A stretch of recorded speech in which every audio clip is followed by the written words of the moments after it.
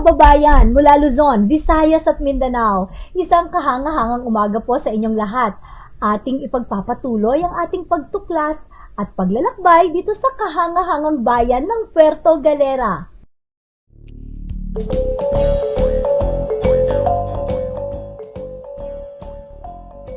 Kahapon, ating nakita ang kahanga-hangang mga lugar at tanawin dito sa Puerto Galera. Hindi lamang dito sa Pilipinas hinahangaan ang Puerto Galera, maging sa buong mundo ay kinikilala rin ang Puerto Galera bilang one of the most beautiful bays in the world. Hindi ba't kahanga-hanga ang pagiging world class ng ating bayang Puerto Galera?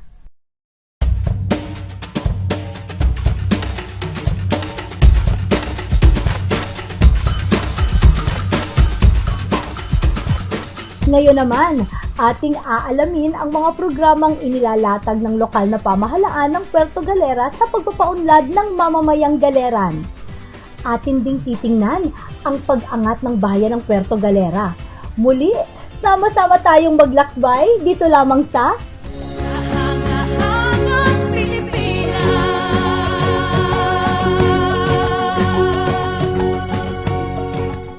Kahangahangang Pilipinas, kahangahangang Muslim community ng Puerto Galera.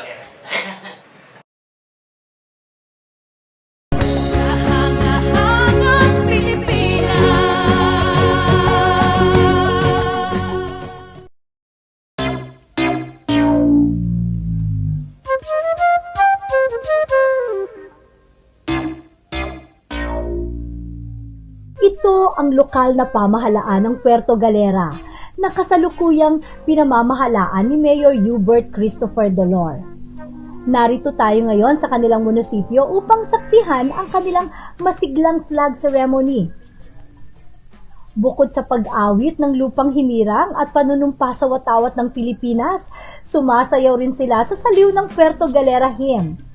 Iyo, kagandahang ligtas tunay na taglay mo, paloob ng Diyos sa tao. O bayan kong minamahal, Puerto Galera, wala kang kapantay.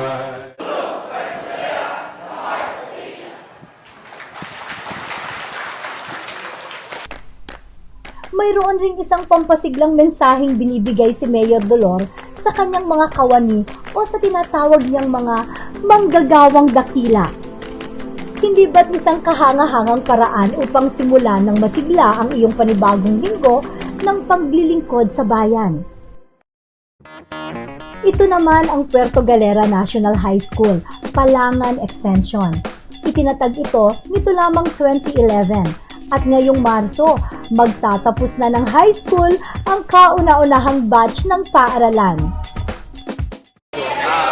Kami pong estudyante ng Palangan Extension na tinatag po noong 2011. Kami po ang unang batch na nag-graduate dito sa school na to. At ikinararangal po namin na kami po ang pinakaunang batch na nag-graduate sa school na to dahil sa aming itinagal dito, marami po kaming natutunan sa aming mga guro at mga nakasama naming estudyante.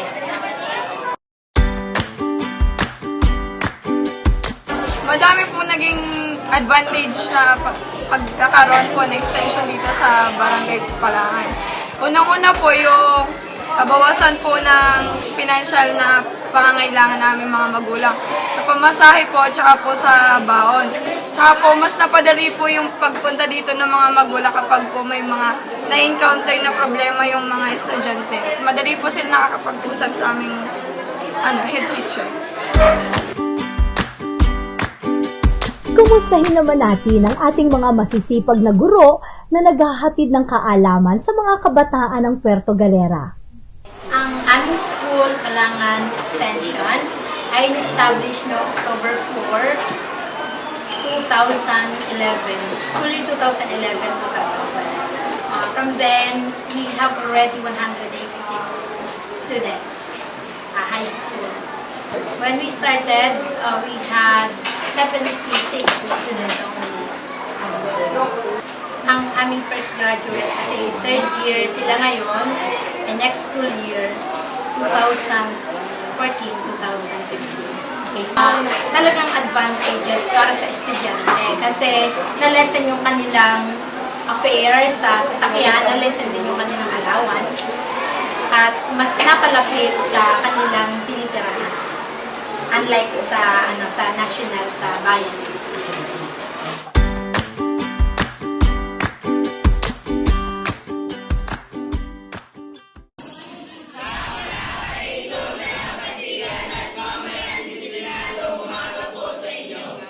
Tunay nga namang kahanga-hanga ang Puerto Galera National High School Palangan Extension. Ano-ano nga ba ang mga programang inilalatag ng lokal na pamahalaan ng Puerto Galera sa edukasyon? Siguro po ay tayo ay maswerte rin na punong bayan sapagkat nagkataon po ng ako po ay maging punong bayan. Ang aking pong nanay ay siya pong Schools Division Superintendent sa lalawigan ng Silangang Mindoro. Kaya nga po naging sentro ng ating pamumuno ay ang ating pong edukasyon. At sa katunayan po, kahit puntahan po ninyo, libutin po ninyo, na nagagastos po namin ng tama ang aming pong school education fund, yung SEF, na sinasabi, yung share po ng bawat paaralan dito po sa special body na ito, na kung saan lahat ng paaralan po ay nadagdagan po natin ng school buildings. Ang ating po mga bata simula po nung last year, lahat ng papasok po ng grade 1, libre na po ang bag niyan. Ibinibigay na po natin ang bag at saka po yung mga writing materials ng ating po mga eskwela. Naglunsad po tayo ng mga programang tinatawag po natin ng Mag-aaral Dangal ng Bayan. Yung scholarship program po natin. Nakapag-establish na rin po tayo ng 3 National High School Extension. So, sa bayan po ng Puerto Galera, may 4 na po tayong National High School. Nung dumating po ako, 1 lang. Dadagdagan na po natin ngayon yan, 4 na po iyan.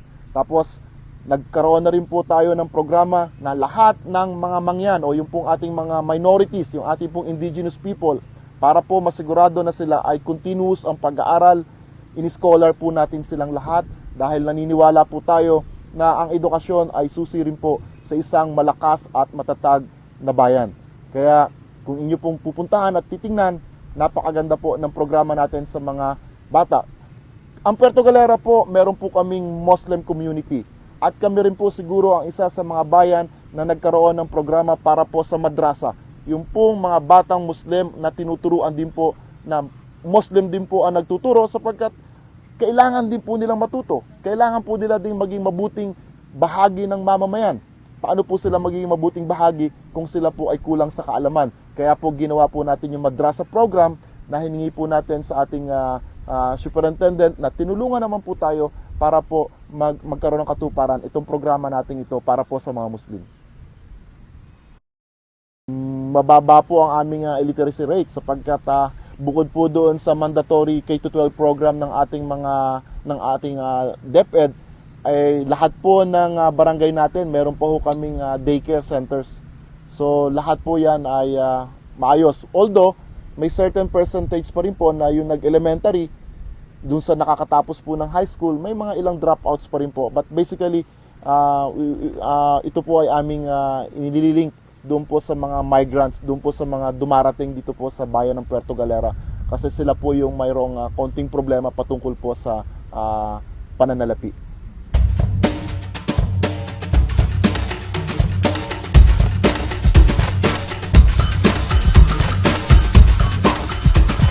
Tunay nga ang edukasyon ay isang magandang puhunan para sa mga susunod na henerasyon. Kaya ang masasabi ng mga mag-aaral at mga guro dito ay Kahangahangang Pilipinas!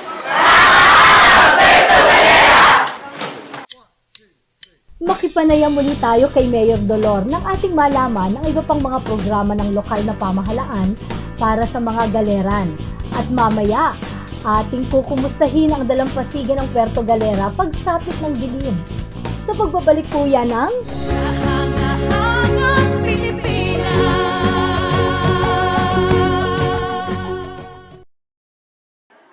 Kahangahangang Pilipinas, kahangahangang Puerto Galera. Kahangahangang Pilipinas.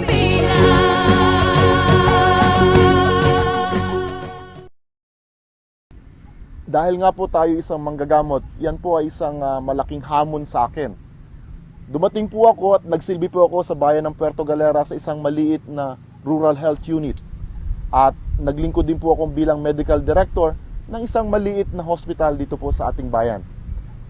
Pero dahil nga po nagsumika po tayo at tayo po ay pinakinggan ng mga matataas na namumuno sa ating Departamento ng Kalusugan, ngayon po ay nagpapagawa po tayo ng 3-story primary level hospital. At itong hospital pong ito ay tunay po nating talagang ikinatutuwa sapagkat sa pamamagitan po ng hospital na ito, ang bayan po ng Puerto Galera ngayon ay mare-register na sa PRA, sa Philippine Retirement Authority, bilang isa sa mga retirement villages sa buong bansa. Kaya nga po bilang isang manggagamot, ito ay isang napakalaking katuwaan sa akin sapagkat mabibigyan ko po ng magandang health services ang aking mamamayan at ganun din po yung ating mga turista. At kaalinsabay po ng pagpapagawa natin ng ating hospital ay inilaunching din po natin yung isa pong proyekto na pinamagatan ko pong MDK, Magpaluagan Daan sa Kalusugan. Ito po yung programa na sasagot sa bawat pangkalusugang pangangailangan ng pinakang maliliit nating mamamayan. Kung hindi man po ikaw, hindi man po yung sarili mo, ito po ay yung tinatawag ko rin po na isa sa mga shared responsibility ng bawat mamamayan ng Puerto Galera. Maswerte po tayo kung hindi tayo ang mga ngailangan sa sarili natin. Pero yung pong kapatid mo, anak mo, kapwa mo, yun po ang iyong tinutulungan. Kaya nga po, bawat isang mamamayan po sa bayan ng Puerto Galera ay nagko-contribute po ng 50 pesos. Ibinibigay po sa Treasurer's Office natin, naka-trust fund po ito, at yung pong 50 pesos na contribution mo, ang siya naman pong gagamitin o gagastusin kung sakali po magkaroon ng problemang pangkalusugan kung ang sino mang mamamayan po ng bayan ng Puerto Galera. Ito po ay on top of the PhilHealth program. Tayo po ay maganda ang universal coverage po ng ating PhilHealth. Pero alam naman po natin na hindi kaagad po nila nararamdaman ang benepisyo ng PhilHealth na ito kung ikaw ay sa lokal lamang na health center pupunta o kung saan man. Kaya nga po tayo naglunsad nitong programang Magpaluagan Daan sa Kalusugan para po ma-address yung pinakang mahihirap na mamamayan dito po sa bayan ng Puerto Galera. Narito po tayo ngayon sa construction site ng pinakabagong ospital dito sa Puerto Galera. Alam nyo ba, ang mga pasyenteng may mga malalang karamdaman ay dumarayo pa ng Calapan upang magpagamot. Ngunit kapag natapos ang pagtatayo ng ospital na ito, ang mga may karamdaman ay hindi na kailangang dumayo pa sa mga karatig lungsod upang magpagamot. Dahil nga po ang bayan ng Puerto Galera ay kilala na halos sa buong Pilipinas, kilala na po sa buong mundo. Kaya nga po tayo ay nabiyayaan ng mga malalaking proyekto na nanggaling po sa national government at numero 1 na nga po dyan yung ating hospital. Ating pong hospital, maswerte po tayo sa buong rehiyon po ng Mimaropa. Ang Puerto Galera lang po ang nagpapatayo sa kasalukuyan ng 3 palapag na hospital na nanggaling sa national government from the Department of Health. Tunay nga namang kahanga-hanga ang mga programang inilalatag ng lokal na pamahalaan ng Puerto Galera para sa mamamayan. Iilan pa lang yan sa mga plataforma ni Mayor Dolor para sa ikauunlad ng bayan ng Puerto Galera.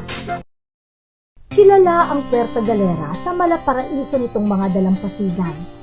Ngunit lingid sa kaalaman ng iba, kilala rin ang Puerto Galera sa mga kahanga-hangang mga kayamanang nakabaon sa ilalim ng lupa at hinubog ng panahon.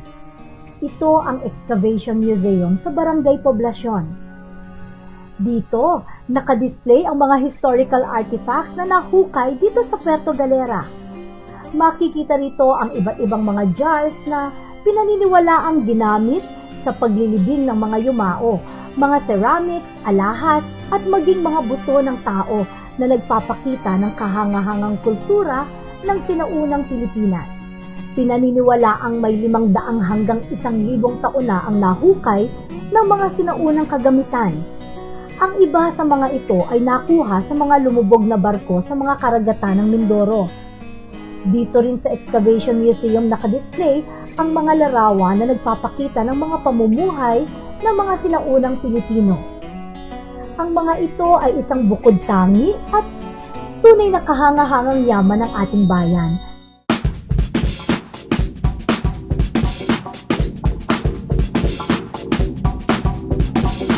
Ito ang tanyag na White Beach nightlife dito sa Puerto Galera. Kabi-kabi lang mga palabas ang hatid ng mga bar at restaurant sa tabing dagat. May mga awitan, sayawan, at iba pang mga nakakaaliw na palabas para sa mga turista dito sa San Isidro o mas kilala sa tawag na White Beach. Narito ang pamosong fire dancers o mga sumasayaw kasama ang mga bola ng apoy.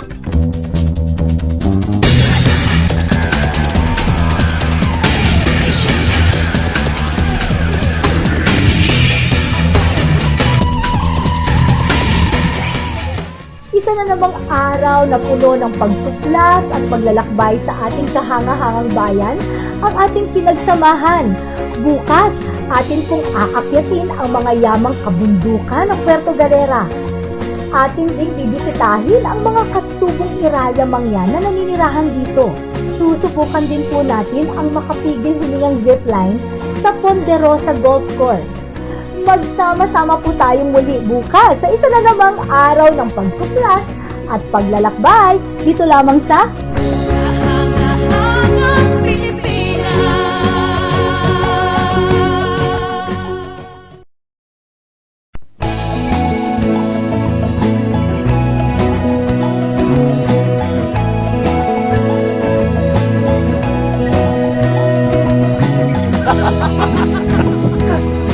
Hindi dapat yung